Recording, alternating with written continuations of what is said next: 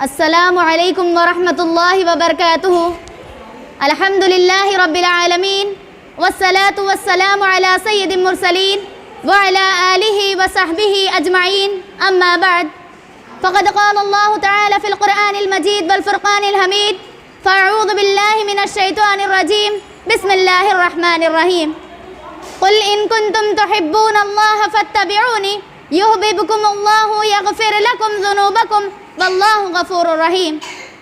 قابل احترام صدر انجمن و معزز معلمات اور میری دینی بہنیں، آج کے اس انجمن اصلاح البنات میں میری تقریر کا عنوان ہے محبت رسول صلی اللہ علیہ وسلم۔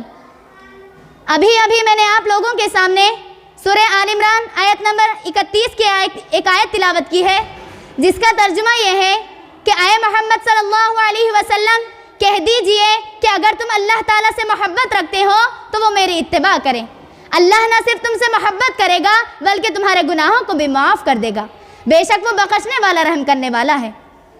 اللہ رب العالمین کے مقدس کلام میں سے جس پررحمت مقام کو میں نے آپ لوگوں کے سامنے بیان کیا ہے، جس میں اللہ تعالیٰ اپنی رضا، اپنی ملاقات اور جنت میں داخل ہونے کا ایک ذریعہ اور سبب بیان فرمایا ہے کہ اگر تم اللہ تعالیٰ کی رضا چاہتے ہو، اللہ تعالیٰ کے قرب کی متلاشی ہو اور اللہ تعالیٰ کی جنت میں داخل ہونا چاہتے ہو، تو اس کا ایک ہی ذریعہ اور ایک ہی سبب ہے کہ تم اللہ کے آخری نبی جناب محمد عربی صلی اللہ علیہ وسلم کی سچی اور پکی توحید کو اور محمد صلی اللہ علیہ وسلم کی اطاعت کو اپنا لو۔ اور اطاعت اور پیروی اس وقت تک ممکن نہیں جبکہ اطاعت کے ساتھ پیار و محبت نہ ہو۔ اور دنیا کا یہ دستور ہے کہ محبت اسی شخص سے کی جاتی ہے جو صورت کا بھی اچھا ہو اور سیرت کا بھی اچھا ہو۔ اس روئے زمین پر ماؤں نے بڑے بڑے اولیاء اور بڑے بڑے لوگوں کو جنم دیا، لیکن میرا یہ دعویٰ ہے کہ نبوت کے ساتھ اسی کو سرفراز کیا جاتا ہے، رسالت کی پگڑی اسی کے سر پر رکھی جاتی ہے جو صورت کے لحاظ سے بھی خوبصورت اور سیرت کے لحاظ سے بھی خوبصورت، جو محمد صلی اللہ علیہ وسلم ہے۔ محمد صلی اللہ علیہ وسلم وہ ہیں جو صورت کے لحاظ سے بھی خوبصورت، سیرت کے لحاظ سے بھی سب سے اعلیٰ، کردار کے لحاظ سے بھی سب سے خوبصورت اور اخلاق کے لحاظ سے بھی سب سے اچھے ہیں۔ تو میں آپ سے سوال کرنا چاہتی ہوں کہ جو نبی اتنا اعلیٰ، اتنا افضل، اتنا حسین اور جمیل ہو، تو کیا ایسے نبی کو چھوڑ کر کسی اور نبی کو اپنانے کا دل کرے گا؟ ہرگز نہیں۔ میں یہ بتانا چاہ رہی ہوں کہ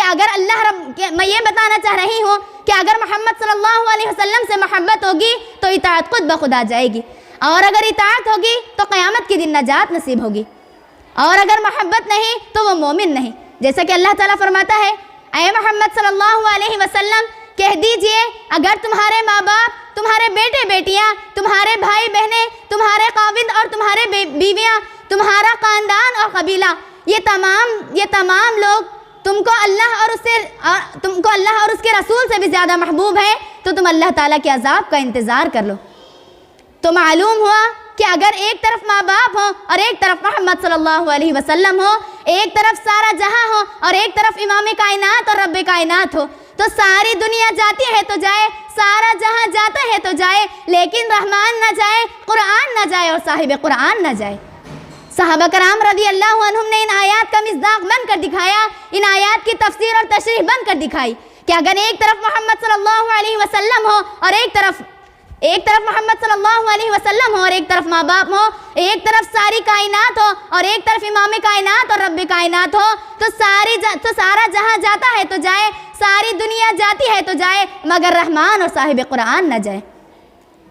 عزیز سامعات، آپ صلی اللہ علیہ وسلم سے محبت کے جذبے کا ایک واقعہ سناتی چلوں۔ میدان بدر ہے، ایک طرف محمد صلی اللہ علیہ وسلم کا لشکر ہے اور ایک طرف کفار کا لشکر ہے۔ کفار کے لشکر میں ایک بیٹا آیا، محمد صلی اللہ علیہ وسلم کے لشکر میں ایک باپ آیا۔ بیٹے کا نام عبد الرحمن ہے اور باپ کا نام ابوبکر صدیق رضی اللہ عنہ ہے۔ خطرناک جنگ ہوتی ہے۔ جنگ کے بعد بیٹا عبد الرحمن مسلمان ہو جاتا ہے اور اپنے باپ سے کہتا ہے، اے ابا جان، میدان جنگ میں بار بار آپ میری تلوار کے نیچے آتے رہے، لیکن میں نے آپ کو باپ سمجھ کر معاف کر دیا۔ تو باپ حضرت ابوبکر صدیق رضی اللہ عنہ فرماتے ہیں کہ بیٹا اب تو وقت گزر چکا ہے، لیکن اللہ کی قسم اگر تم میری تلوار کے نیچے آ جاتے تو میں تمہیں میرا بیٹا سمجھ کر معاف نہیں کرتا بلکہ اللہ کے نبی کا دشمن سمجھ کر تیرا سر کاٹ کر زمین پر گرا دیتا۔ اللہ اکبر۔ دیکھیے یہ ہے پیار، یہ ہے محبت، یہ تو باپ بیٹے ہیں۔ آئیے ایک اور میدان میں لے چلو، یہ میدان احد ہے۔ کسی نے افواہ پھیلا دی الا ان محمدًا قد قتل، لوگوں خبردار ہو جاؤ محمد صلی اللہ علیہ وسلم قتل کر دیے گئے ہیں۔ یہ افواہ پھیلتی پھیلتی اڑتی ہوئی مدینے کی گلیوں میں پہنچ جاتی ہے اور انصار کی ایک عورت اسے سچ سمجھ کر میدان احد کی طرف بھاگنے لگتی ہے، گر جاتی ہے پھر سے اٹھتی ہے، ٹھوکر لگتی ہے پھر سے گر جاتی ہے اور پھر سے اٹھتی ہے اور میدان احد کی طرف بھاگنا شروع کر دیتی ہے۔ میدان احد کی طرف سے ایک شخص آتا ہے اور اس سے پوچھتا ہے کہ اے بہن تو کہاں جا رہی ہے؟ تو وہ عورت جواب دیتی ہے کہ میں نے سنا ہے کہ محمد صلی اللہ علیہ وسلم قتل کر دیے گئے ہیں۔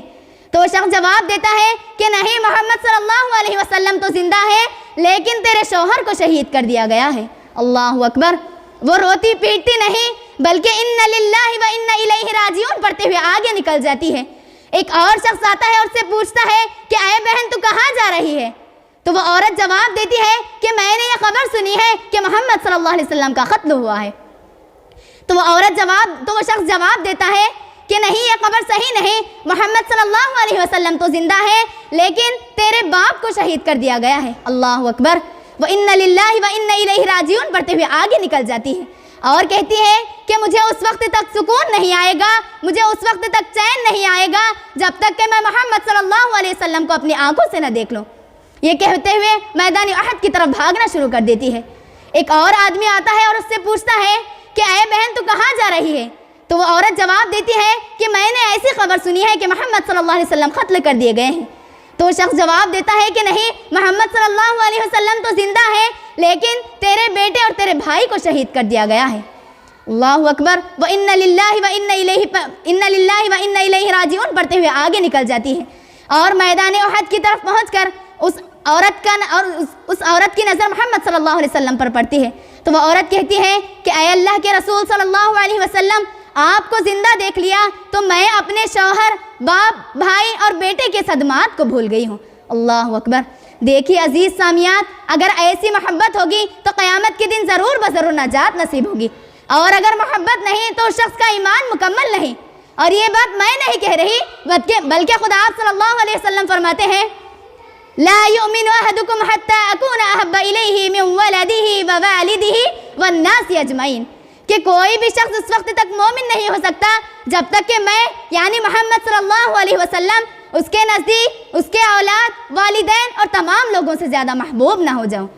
عزیز سامعات، صحابہ کرام رضی اللہ عنہم آپ صلی اللہ علیہ وسلم سے اس قدر محبت کرتے تھے کہ اگر آپ صلی اللہ علیہ وسلم کے لیے اپنی جان بھی دینی پڑتی تو اس کی پرواہ کیے بغیر اپنی جان دینے کو تیار ہو جاتے تھے۔ میں آپ کو ایک واقعے کے ذریعے بتاتی چلوں۔ آپ صلی اللہ علیہ وسلم کے ایک صحابی کافروں کو انہوں نے گرفتار کر لیا۔ کافروں نے حضرت خبیب رضی اللہ عنہ کو گرفتار کر لیا اور ایک کمرے میں بند کر دیتے ہیں اور کمرے کو ہی جیل خانہ بنا دیتے ہیں۔ ایک کافر کہتا ہے کہ اس کا کھانا پانی بند کر دو، چنانچہ حضرت خبیب رضی اللہ عنہ کا کھانا پانی بند کر دیا جاتا ہے۔ کئی دن اس جیل خانے میں بند رکھتے ہیں۔ ایک دن کافر کی بیٹی کہتی ہے کہ میں دیکھوں تو صحیح خبیب ہماری جیل خانے میں مرا ہے یا نہیں۔ کچھ دن بعد خبیب رضی اللہ عنہ کو اس جیل سے باہر نکالتے ہیں اور سولی پر چڑھانے کے لیے سولی تیار کرتے ہیں اور کہتے ہیں کہ اے خبیب، محمد صلی اللہ علیہ وسلم کا دامن چھوڑ دو ورنہ ہم تمہیں سولی پر چڑھا دیں گے۔ خبیب رضی اللہ عنہ جواب دیتے ہیں جان جا سکتی ہے نبی کا دامن نہیں جا سکتا، جان جا سکتی ہے نبی کا دامن نہیں چھوٹ سکتا، جان جا سکتی ہے خدا کی توحید کا دامن نہیں چھوڑ سکتا۔ اللہ اکبر۔ چنانچہ خبیب رضی اللہ عنہ کو سولی پر چڑھا دیا جاتا ہے۔ ان کا قصور اور جرم کیا ہے؟ سولی پر چڑھے ہوئے ایک بات کہتے ہیں اے اللہ، میرا قصور اور جرم کچھ بھی نہیں، میں تو تیری توحید اور محمد صلی اللہ علیہ وسلم سے محبت کرتا ہوں، اس وجہ سے سولی پر چڑھا دیا گیا ہوں۔ اے اللہ، میری قبر آپ صلی اللہ علیہ وسلم تک پہنچا دے۔ عزیز سامعات، ان تمام واقعات سے ہمیں اس بات کا پتہ چلتا ہے کہ صحابہ کرام رضی اللہ عنہم آپ صلی اللہ علیہ وسلم سے اس قدر محبت کرتے تھے کہ اپنی جان دینے کے لیے بھی تیار ہو جاتے تھے۔ اگر ایسی محبت ہوگی تو قیامت کے دن ضرور بضرور نجات نصیب ہوگی۔